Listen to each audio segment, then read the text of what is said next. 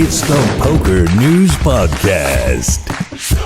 All right, ladies and gentlemen, welcome to the 857th episode of the Poker News Podcast. I'm Chad Holloway at Level 9 Studio in Las Vegas with Kyna England and Mike Holtz. We have a good episode. We're going to talk Daniel Negreanu and tipping. We're going to talk the Poker Masters. We're going to talk about a huge hand. But first, I want to tell you about a special giveaway. I've been keeping this one close to my chest. Kyna knows a little bit about it. Mike, this is going to be news to you. Fair. But we are going to be giving away a $10,000 NAPT Gold Pass here on the Poker News Podcast. Oh, no way. In conjunction with my colleague Connor Richards and his Life Outside Poker podcast. So let me tell you how this is going to work a little bit, because if you're watching or you're listening to this, you're going to want to pay attention, because you are going to have a chance to win if you're from the USA. It's only open to players or fans in the United States. So basically what it's going to be is every week for 6 weeks, 6 episodes, 4 of our show, 2 of Connor's, we're going to drop a code word.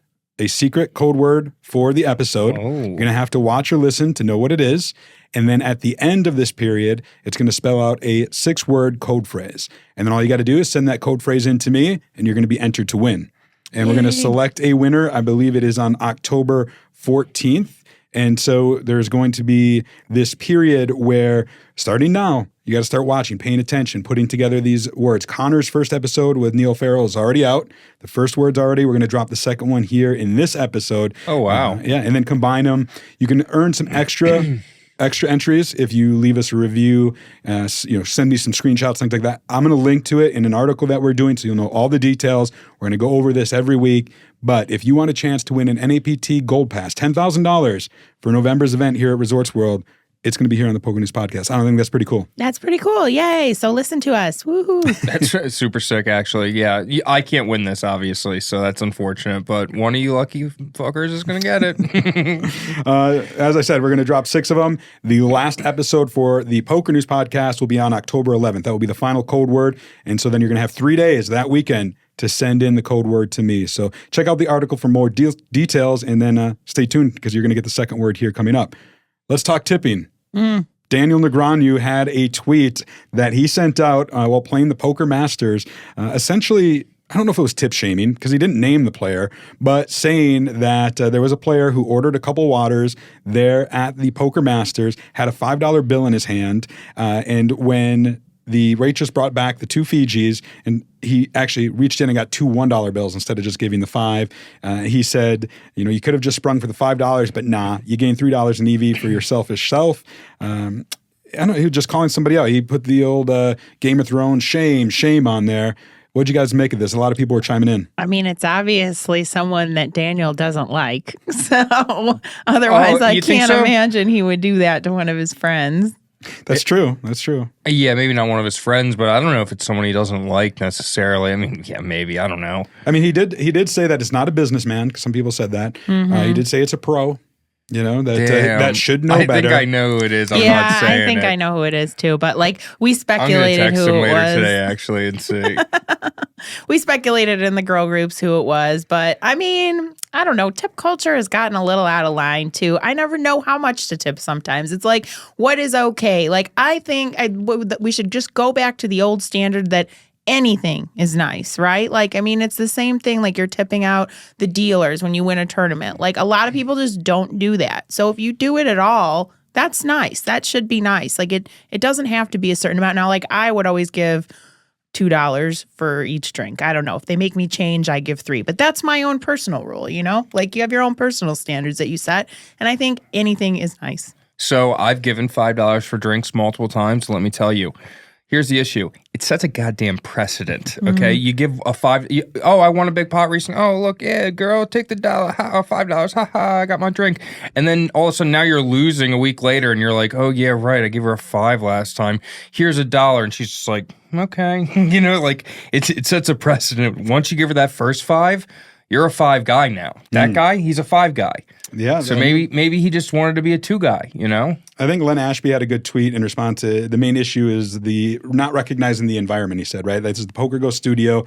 I guess in these events, they basically get free drinks and free food for a pretty low rake, right? So understanding the environment, you should probably tip a little bit more. I mean, at least he is tipping.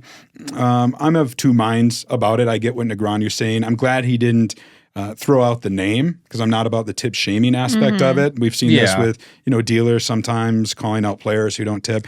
I know for me, there was an instance, this isn't tipping per se, but I remember once I was thinking about this idea of there are a lot of players who don't wash their hands when they go to the bathroom. Oh, and I've seen it time and time again. You have too, right? I call them out. So that's every time. That was what I was like, of the time. should I shame them by calling them out, after I see it? And I just thought, well, it's probably pretty inappropriate for me to do that, being who I am in the poker industry and working in the industry. But I said, you know what? I'm gonna go the other way. I'm going to applaud the people who do. So for a while there, I would actually be like, I just was in the bathroom with so-and-so and I was happy to see he washed his hands, I followed people to the table. Like I've literally watched a guy not wash his hands. And then I'm like, I should say something. And I'm like, it's too late now. And then we're walking back and I see him sit at his table and I just go, he didn't wash his hands. I just keep walking to my table, That's on you, brother. I'm just saying facts. Bathroom shaming over tip shaming now. I don't want anybody, not washing their hands after going to the bathroom, coming and playing poker. You know what I mean? It's bad enough that we're all getting sick from. Anyway. I guess though, what's dirtier though? Your junk or your hands? Your hands. That's why we wash them. You got to figure, it's just nasty. Wash your hands if you go. And then the tipping thing, we actually did a poll in an article. How much should a poker player tip for a free drink? And the options were, it depends on how wealthy they are, $1 to $2 a drink, regardless of income. Tipping shouldn't be expected. And right now, 903 votes, 42% said $1 or $2, regardless of income.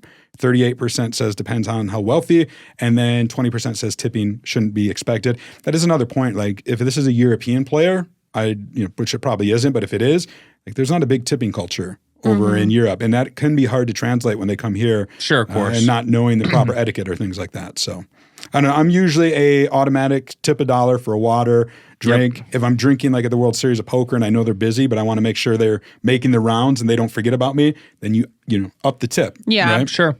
I sometimes we'll get 2 drinks. I'll give her 5. But it is what it is. I think, like I said, anything is nice. $1 to $2 is certainly fine. Yeah. Well, I want to know who it is. I'm going to ask you guys off the air who you think it is. We won't speculate on the air, but it should be interesting. We're going to talk about the Poker Masters here in a minute because there's been about 5 or 6 winners as we're recording this. But I want to talk about a big hand. There always seems to be one every week, and I don't know how all these live streams are capturing all these really incredible hands.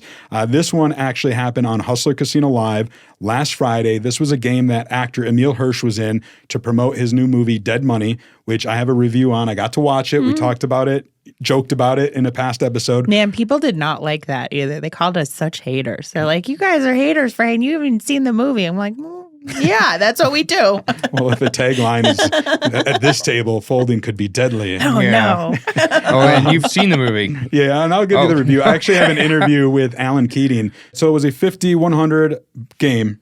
I'm not even going to explain the hand. You got to see it to believe it. Check it out. You raised pre-flop. I called and Francisco called. The entertainment stuff they do really well. And the merging of entertainment. I think it was Wednesday? Yeah, it might have been last Wednesday. It was last Friday. Wednesday or last Friday. Oh, well, Wednesday. Here's Dennis. Yeah, right, Wednesday. Race from Mariano. Call, and Mike X is going to These games all become a bump it up. 39. 3,900. What's it called? King Queen suited against pocket jacks again here. This time the circumstances are pretty different. Brown ball up, 4 bets. It was Wednesday. King Queen suited, not a hand that does well when you get 4 bet. 17. Can call a 3 bet pretty comfortably against most players, but gets the 4 bet. You're going to be facing a lot of hands that dominate you. One more, right? Oh, yeah, that's right. You're right. Sorry. Mike X calls. I'm retarded.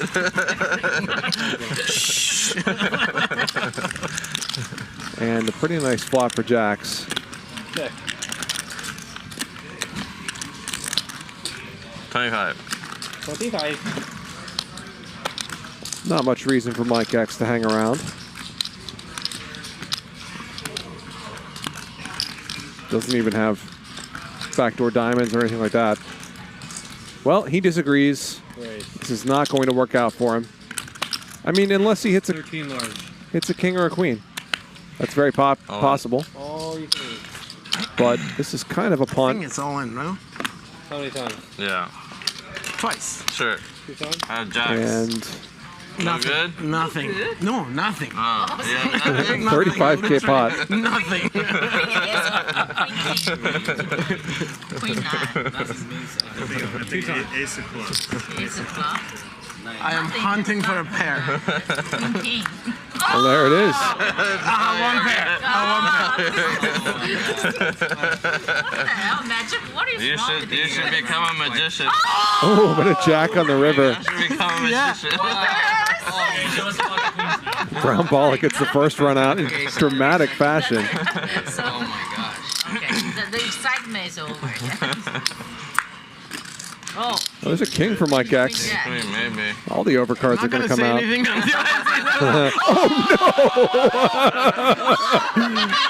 How is that the run out? Magic did the magic. This is rigged. oh my God. What just happened? Brown Balla hits jacks on both rivers after Mike X hits overcards on both turns. For sure.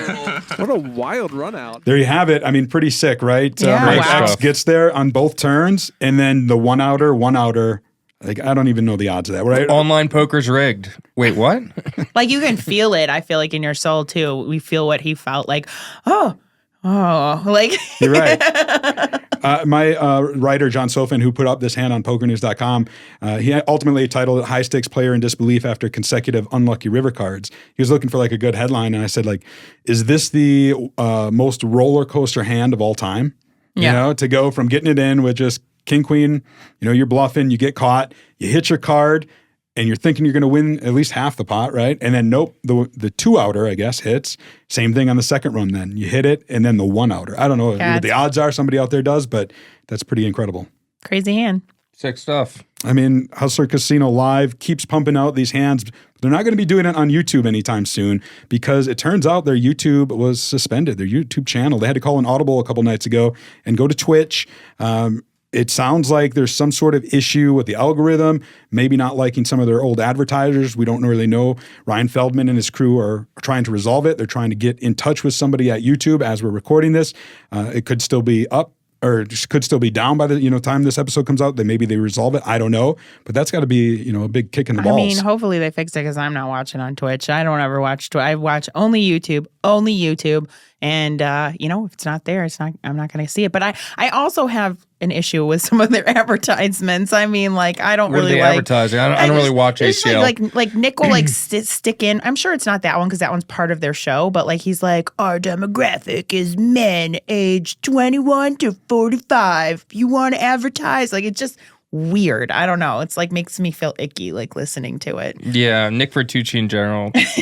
Icky cat.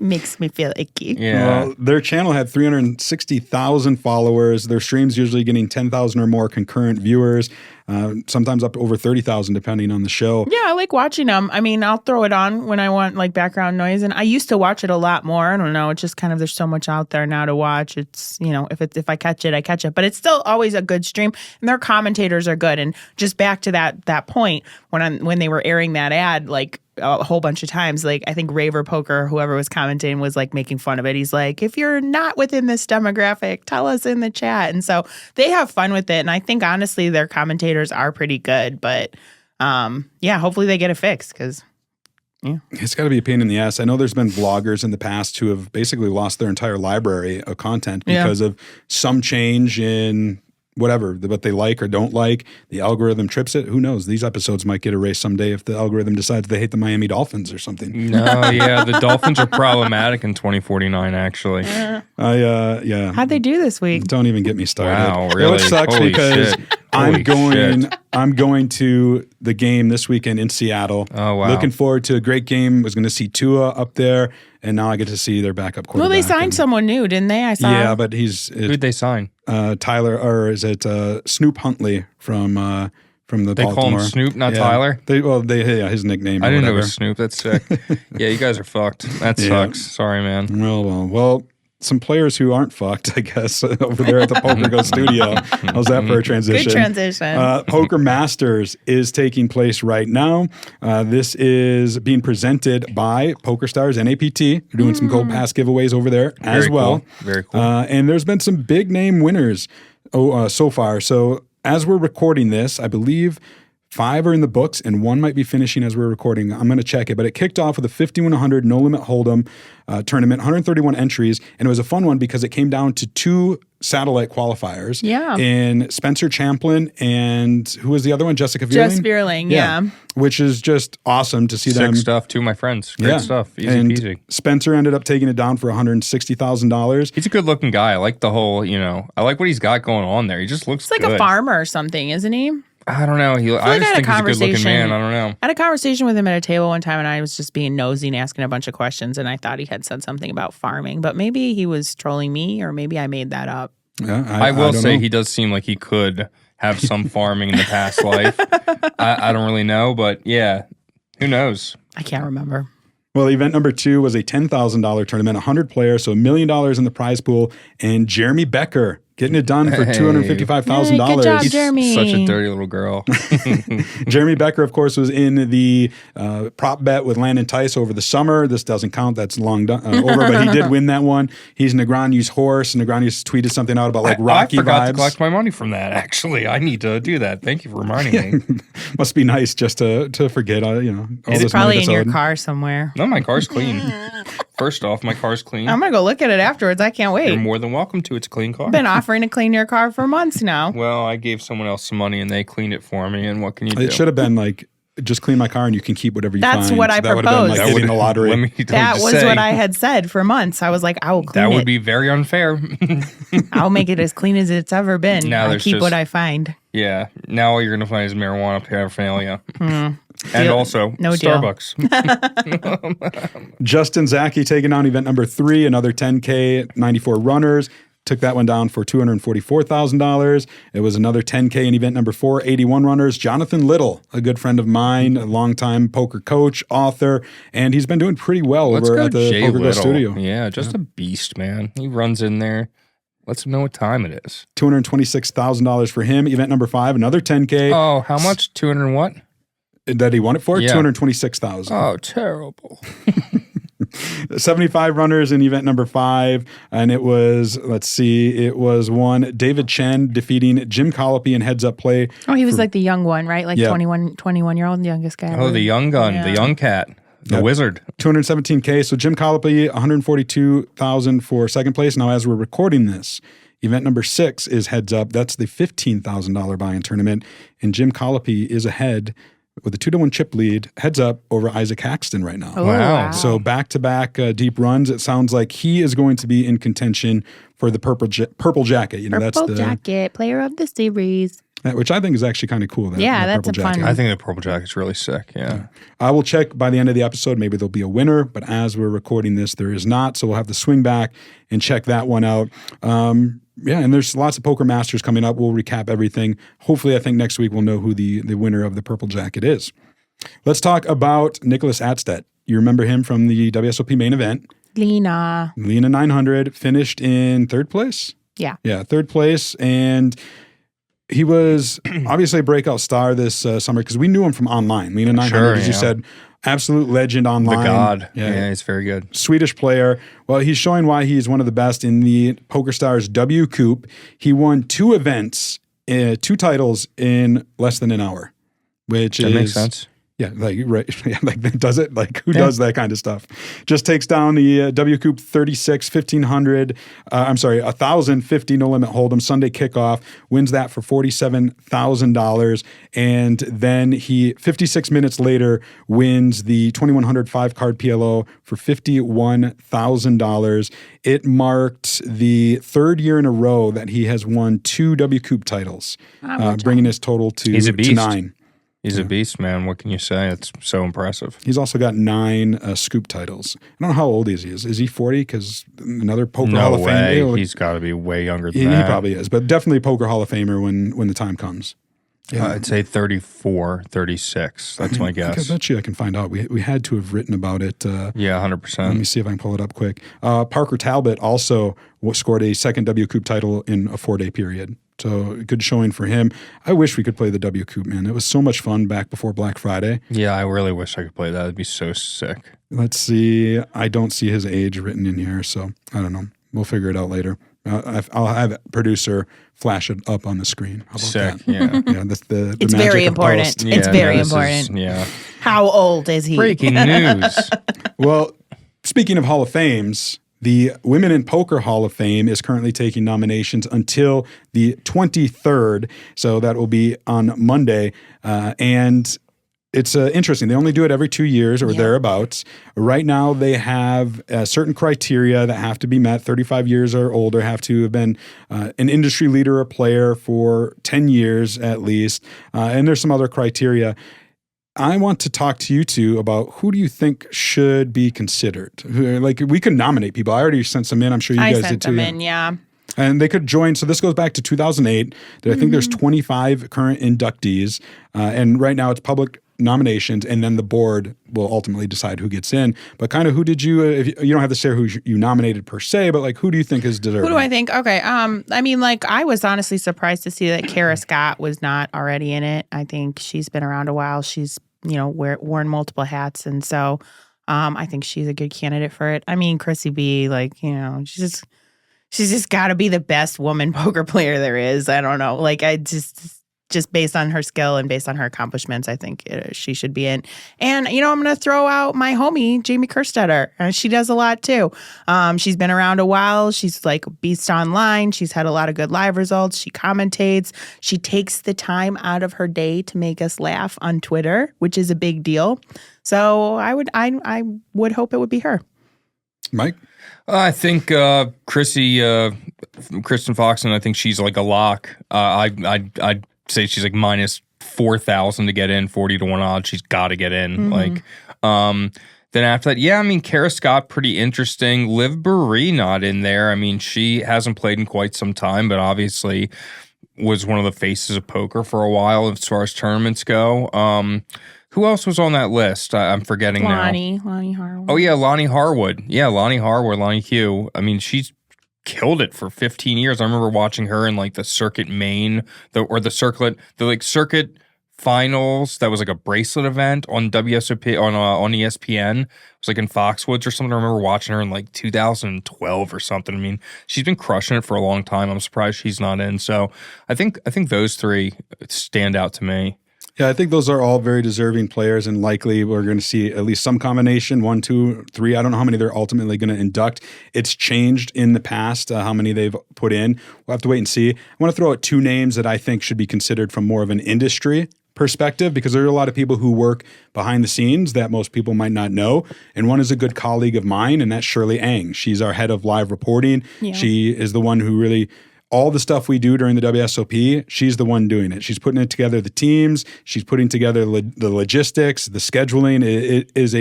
It's a lot. And I know how much she works. I don't think there's a harder working individual in the poker industry than her. And she's been doing in this industry for 20 years. Not all with PokerNews, of course, but she's really well known throughout Europe. And she's the type of person who isn't going to advocate for herself. Yeah, you can tell. Like, yeah. She's always behind the scenes. Yeah, I think I ran into her over the summer. And she's just also had a really great personality, really upbeat, and seemed to like what she was doing. So we'll see. I threw in her as a nomination, and another one was Deanna Donofrio Trigazzi, who I know nobody's going to really know in the modern day. She actually passed away in 2015. So if she were nominated and ultimately inducted, it would be posthumously. But she was a Nevada State Director for the Poker Players Alliance here in Nevada. But she was also working in the industry for a very long time. Perhaps most notably, she helped popularize at the Bicycle Casino poker over there in California. She was helping do tournament procedures under Jack McClelland, who is a poker Hall of Famer. She worked at the Four Queens. Just one of those players who we didn't really know, in the spotlight throughout the years, but really helped grow the game throughout the 90s, early 2000s, and what have you. So I know she's got some support from some people over there as well. And we'll have to wait and see. I think it's nice that they do 3 every 2 years because then it can be a better mixture of like player, industry person, and like some sort of hybrid, you know. Yeah, I mean, last year they ended up doing 4, but they also it was interrupted by the pandemic, right? So 2018, Maria Ho and Lupe Soto got in. I was there at that ceremony, which was great. And then in 2022, they did it at Poker Go Studio. They don't know where it's going to take place yet. Those details are going to be announced soon, but it's going to be held in December 2024, somewhere here in Las Vegas. Probably is going to coincide with the WPT at the Wynn and the Ladies Championship event that they have over there. So yeah, we'll have to wait and see. And I mean, we'd be remiss if we didn't mention Kyna. I mean, MSPT Player of the Year and Game of Gold Star. I appreciate it, and I do hope one day to be nominated, but I have not been around long enough, so I have not served my tenure. Fair. You do have to, yeah, that's that 10-year mark, so. It's all about that tenure. Tenure. Maybe next time. All right, well, speaking of Women in Poker Hall of Fame, speaking of the ladies, that is going to be our code word for this episode in our NAPT Ladies Gold Pass giveaway. Now remember, this is just one of 6 code words. This is the second one. The first one was dropped in Connor Richards' Life Outside Poker podcast with Neil Farrell. It's out now. You can go watch it. I'm not going to tell you what it is. And then tune in next week. We're going to have more. There's going to be 6. You're going to need the phrase. And it's going to be a phrase. It's going to spell out one thing that makes sense, right? Okay, it's going to make a lot of sense when it all comes together. Okay. But the word for this week is ladies. Ladies. All right, let's talk Dead Money. This is the movie that we previewed on the episode. We showed the trailer. We gave it, a little bit of a hard time. I know you haven't seen it yet. I got an advance copy. I did a review for Poker News. I'll link to it in the show notes. An honest review? It was an honest Not review. a Dave Portnoy and the shop owner staring at you review? Nope. Okay. No. So I enjoyed it. I liked it. I think I ultimately ranked it a 6 out of 10. That's how I rank my things on IMDb. Was folding deadly? Oh, I mean, Christ. Kind of, in one aspect. I'm going to pull up my phone. Yeah. I'm going to go to IMDb. That's where I always, and I don't think there was anything on Rotten Tomatoes. You No, said it's you looked, not. Is right? it not out yet? Maybe it's not out yet. So it is, somewhere, I don't know where you can watch it, on video on demand or on one of the streamings or When it's select not really really, I prepared think here. it's in theaters. When it's really not out yet, they don't put the Rotten Tomatoes out. So I was But generally looking. the critics would have already... I mean, it got like an 8 out of 10. Yeah, so IMDb? It's got a 28 rating, 7.7 out of 10 stars right now. Okay, There 28 are- ratings. I mean, dude, I can make a short film and my mom and 17 of her friends can give it a 5 stars. That's true. That's true. What are we It talking did about get here? some positive reviews, like Richard Roper of the Chicago Sun, I believe it is. He gave it a decent review. And myself, I thought it was, so if a movie just entertains me, it gets an automatic 5. Right? If it's It's disappointing or sucks. Neapolitan into 7.1 off the get. I'm with it, okay? But this one was just a little bit above entertaining for me and for a number of reasons. But the biggest distinction for people to know going in, you too, if you end up watching it, is like, this isn't necessarily a poker movie, right? Poker plays a huge role in it by all means. And there is a lot of poker stuff in it. A start to finish poker hand? Yeah. Okay. Yeah.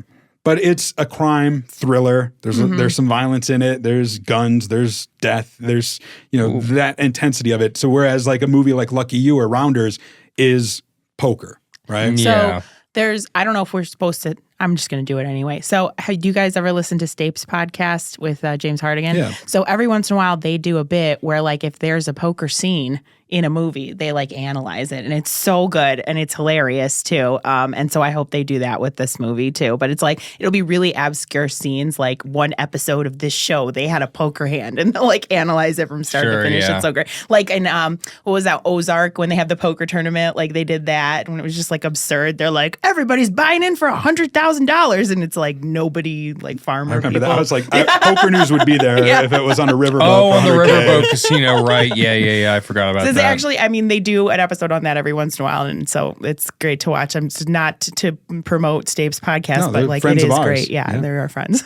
So this movie was written by Josh Wilcox, who used to grind at Hustler Casino. So it was written by somebody who knows poker, and I do think that's reflected in the movie. Like the lingo is there. The hands are not over the top. It's not royal flushes beating 4 of a kind. Okay, it's not absurd like Right. every time. It There is. was one cringeworthy moment for me where it was just a player breaking down a hand, and it's just like, yeah. Did he do? Was it like what Mike predicted, where he's like, "Oh yeah, I saw that you tried to 3-bet bluff me," and like that? She did, yes. Oh, it was a she. Yeah, but it was pathetic. It was sad. It was just like the way she was talking through the hand. Not the brightest. Other than that, I looked at her in the eyes and I said, "You don't got it."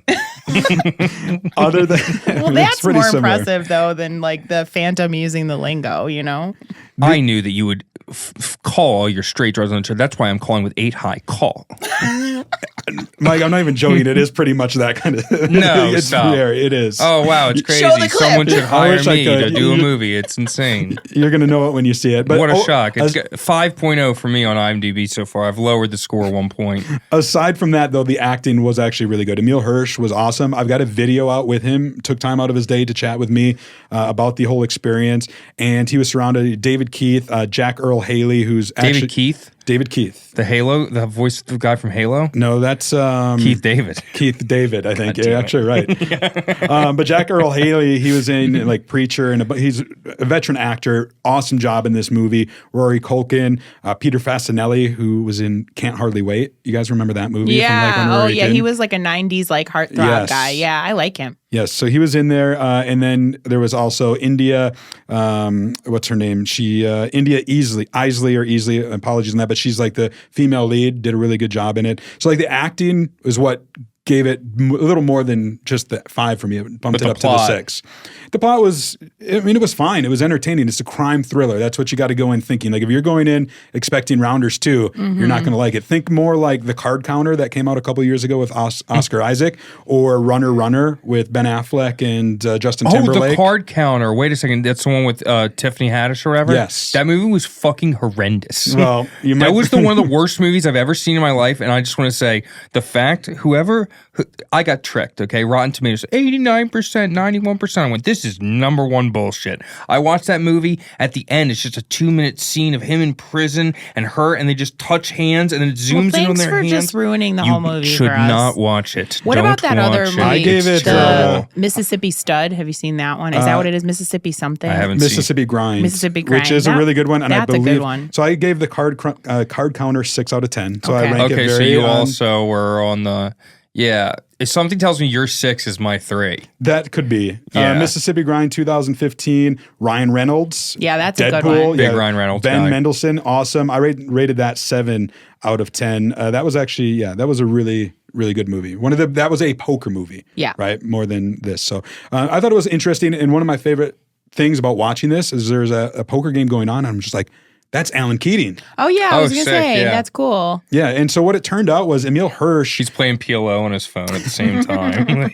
Emil Hirsch, the producers wanted him to actually experience high-stakes games. So apparently before filming, they got in touch with Hustler Casino or Alan Keating. Somehow, some way, he came to Vegas and played in Alan Keating's game. And so Alan Keating became involved in the movie a little bit, made friends with Emil, as did like Nick Airball and Ryan Feldman. These guys were all involved. And Keating got a little cameo in the movie because of it. And then I talked to Emil about it, and it was funny because there was a golf scene where Emil's character has to make a long putt. And being the poker player that I am, I asked him, I'm like, all right, how many takes did it take you? You didn't just get it in one. And he said Keating and them were actually betting on it. Of course they were. Yeah. The over-under apparently was like 17, and he sunk it in his 11th, and Keating had the under. So I talked to Alan Keating about that, a bunch of other things. This is how we're going to end the episode. We're not going to come back here. I'll leave you. It's like a 5-6 minute interview with Alan Keating, but it was, it was a lot of fun to see him involved, and I can't wait for you guys to at least check it out and then, get your guys' take. Yeah, we should go see it. We should go see it, if not just for the LOLs, For the walls. Folding is deadly. Yeah, exactly. That's what I'm going to say every time I'm at the table in my head. I've actually been saying that. It's crazy. It's weird. All right. Well, remember, we're doing this NAPT Gold Pass giveaway. You've got to tune in each week.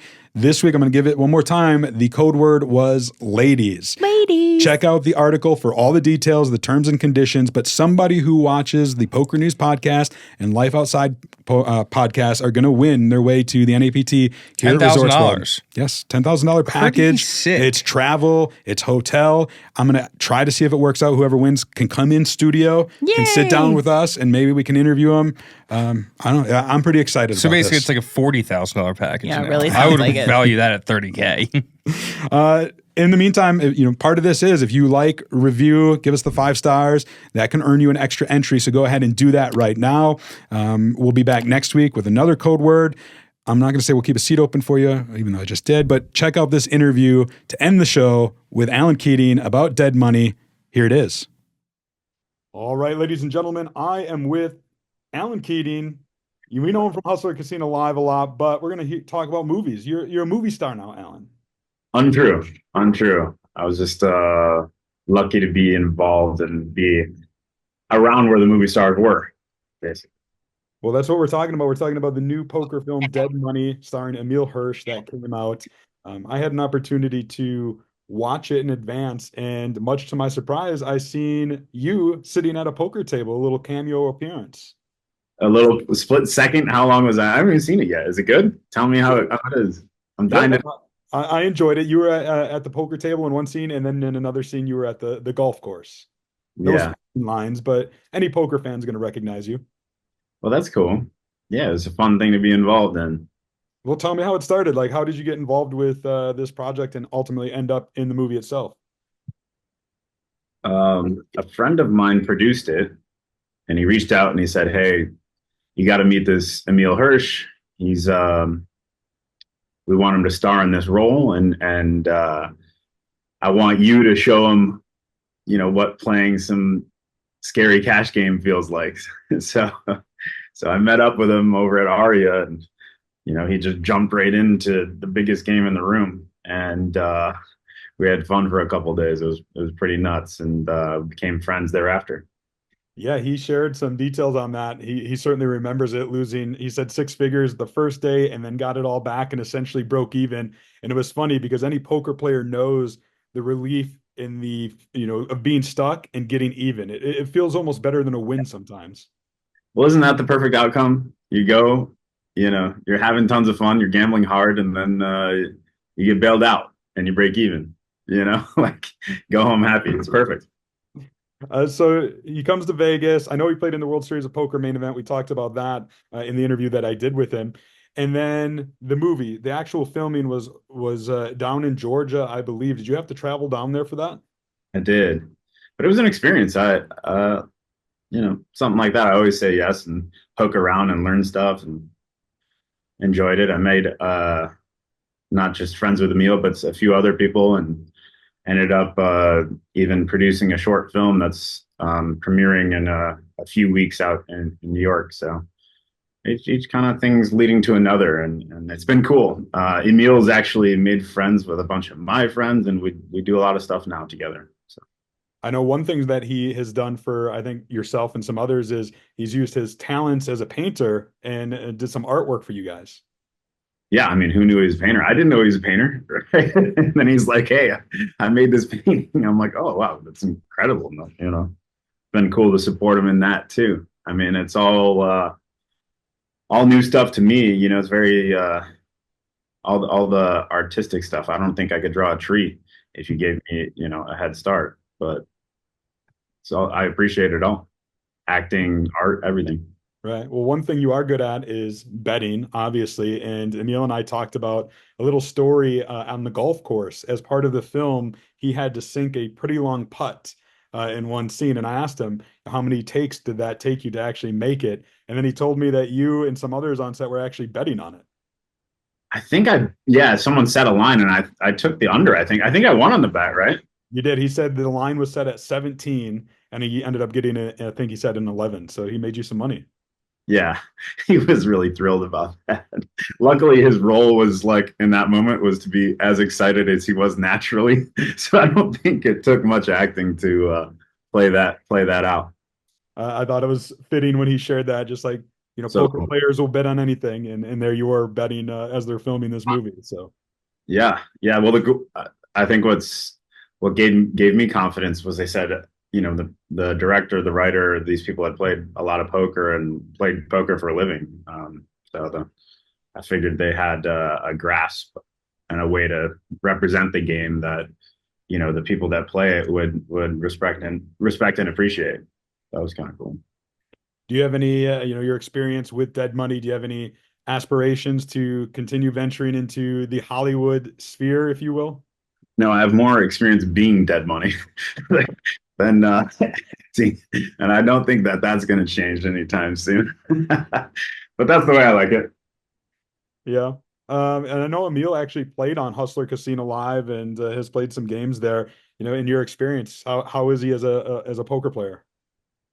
You know what his weapon is? He's just curious, right? So, he sat next to me the first time we played, and I'd show him my hands, and he'd be like, asking detailed questions. Okay, so what happened? What were you thinking, right? And then he'd show me his hands, and we'd just sit there and talk, and it was super fun, like as an experience to be able to connect while he's learning. I really enjoyed it. Well, cool, man. I just wanted to touch base with you real quick on your experience. Like I said, it was such a thrill for me to see you there in your cameo appearance. I know other poker fans are going to see it, and I just think it was a really cool thing that you did, and I'm looking forward for you to actually see the movie as well. Yeah. How do we get some poker people, Vegas locals, involved? You think if I called the Galaxy Theater, they say I can rent like a theater. You think if I tweeted or we invited some people on social media that and rented a theater, you think people would come out and enjoy it? Oh yeah, absolutely. I know right before the World Series of Poker, Mike Mattisell, there's a documentary, and they did a screening at a theater here in Vegas, and it was a packed house. Everybody loved it. I think it's a great idea, and I think people would turn up. I mean, I certainly would. I'd give it another watch. All right, great. Yeah, expect a tweet and invitation,